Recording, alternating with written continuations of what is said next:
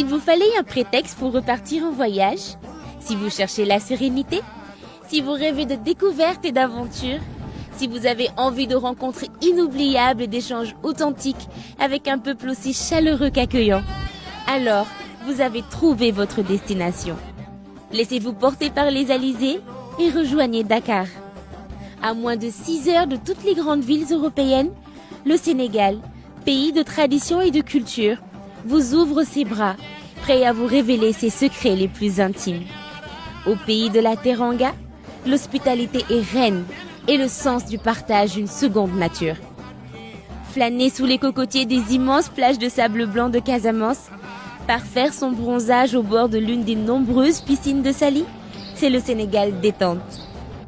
Glisser en silence sur une pirogue au cœur des mangroves du Saloum, accompagné du seul chant d'une multitude d'oiseaux dans un écosystème préservé où rivalisent une faune et une flore d'une grande diversité, observer les colonies de cormorans et de pélicans du parc national des oiseaux du Djoudj, c'est le Sénégal découvert. Pêcher l'espadon au large de la petite côte, plonger dans les eaux fraîches et tumultueuses des cascades de Dindéfelo et de Ségou, c'est le Sénégal aventure.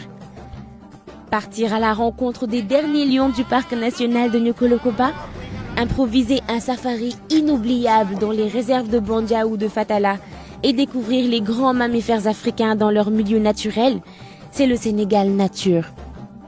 Découvrir les coquettes ruelles de l'île de Gorée, franchir le pont Faidherbe de Saint-Louis pour remonter le fleuve Sénégal jusqu'au port de Podor, sillonner Dakar de la place de l'Indépendance au marché Kermel jusqu'au palais présidentiel, c'est le Sénégal histoire.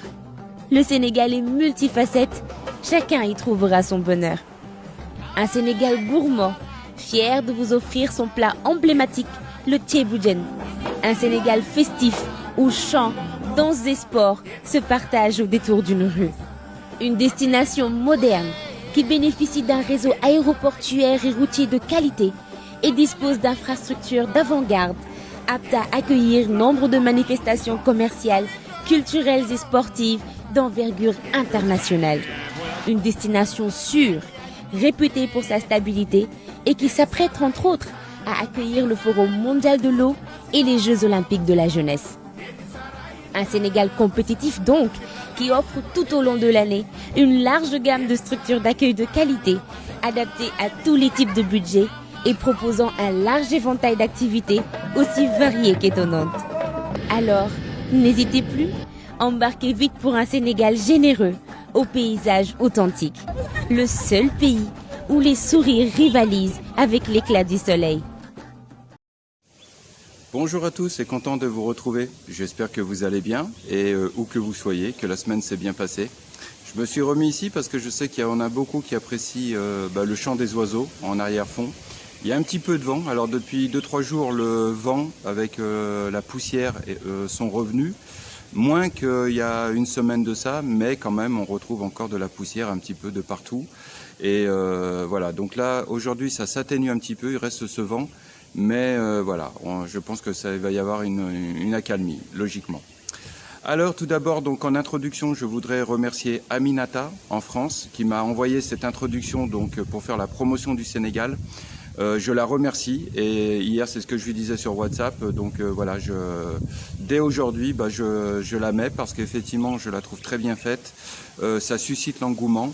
Ça montre, je dirais, les atouts touristiques du Sénégal et c'est avec grand plaisir. Et d'ailleurs, je la garderai en archive parce que je pense que j'aurai l'occasion de la remettre en valeur dans des prochaines vidéos, surtout quand la conjoncture sera nettement plus favorable pour le tourisme. Je rappelle qu'à l'heure d'aujourd'hui, au niveau du tourisme, c'est le néant, hein, c'est le vide absolu. Nous n'avons plus de touristes parce que tout simplement le Sénégal impose un laissez-passer je dirais très restrictif, avec des raisons impérieuses pour venir sur le territoire sénégalais, aux ressortissants européens principalement, mais aussi à d'autres. Seuls les nationaux ou les binationaux peuvent venir rentrer sur le territoire sénégalais.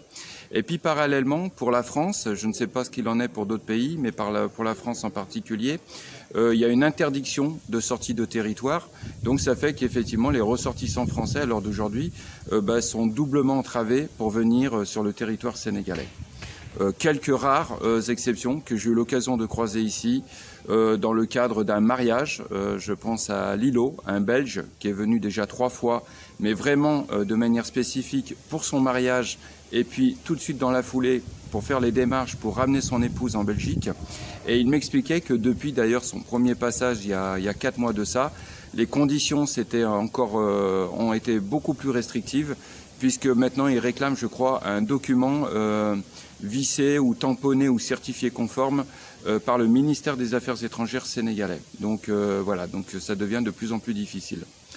Mais voilà, donc je tenais quand même à vous mettre cette vidéo d'introduction pour justement vous donner un petit peu du baume au cœur, de la joie, voilà, du soleil, surtout ça, du soleil et puis un peu de chaleur africaine. C'était voilà. Je voulais dire aussi en parallèle, par rapport à ces restrictions, qu'il y a un truc j'ai pas eu l'occasion d'en parler, mais il y a justement, au moment de l'interdiction pour les Français de sortir du territoire, parallèlement, il a été décidé que pour les Français de l'étranger, qui vivent et travaillent à l'étranger, qui ont une adresse à l'étranger, qu'ils ne pouvaient plus rentrer en France.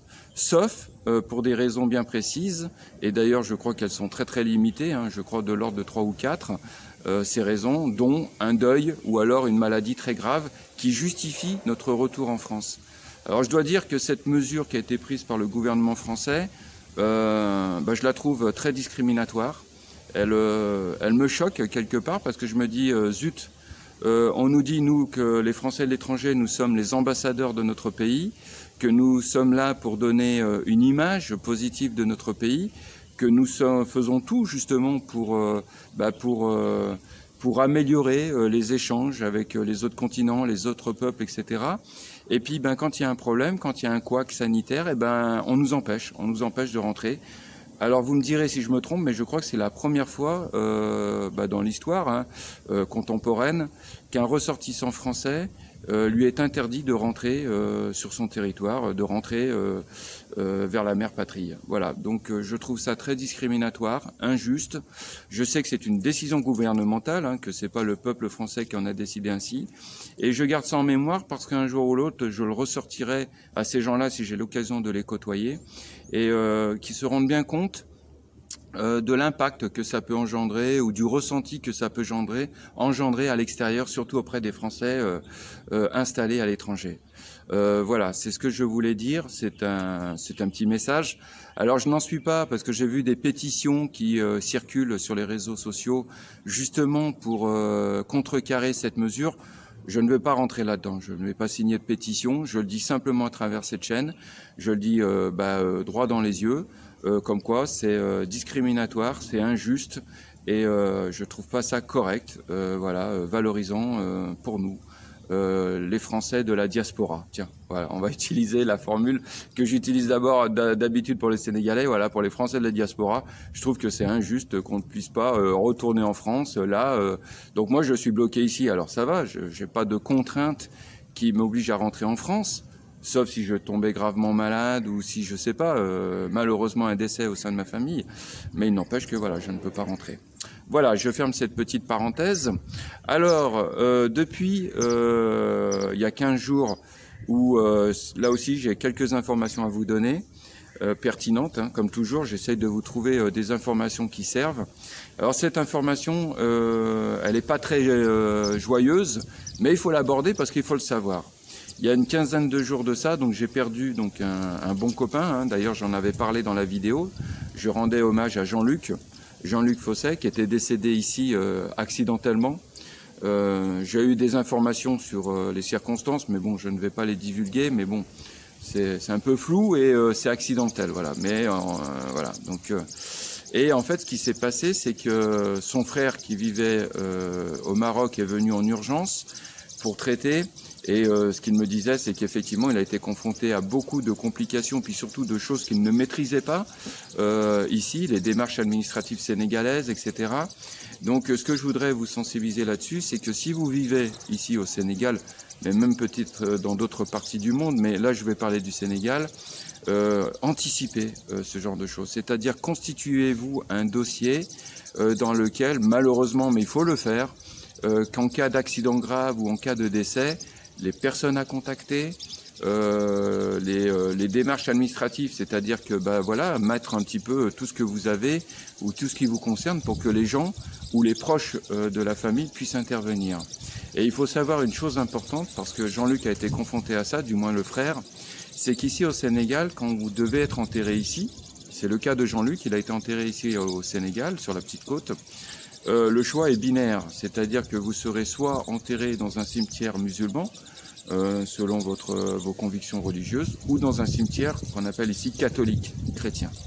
Mais il faut savoir que ça ne se fait pas de manière automatique, acquise. C'est-à-dire que pour le cimetière catholique, il est requis et vous devez impérativement justifier, du moins les proches doivent justifier de manière obligatoire le certificat de baptême. Et que si vous ne présentez pas le certificat de baptême du défunt, eh ben, il ne sera pas enterré dans un cimetière catholique chrétien. C'est ce qui s'est passé pour Jean-Luc. Donc son frère, comme il me disait, il me dit Jean-Luc avait plus de 70 ans. Comment voulez-vous que je retrouve son certificat de baptême? Il ne savait pas où il était, il ne savait même pas si Jean-Luc l'avait en sa possession de son vivant. Et donc il n'a pas été en mesure de le fournir. Et ben, qu'est-ce qui s'est passé?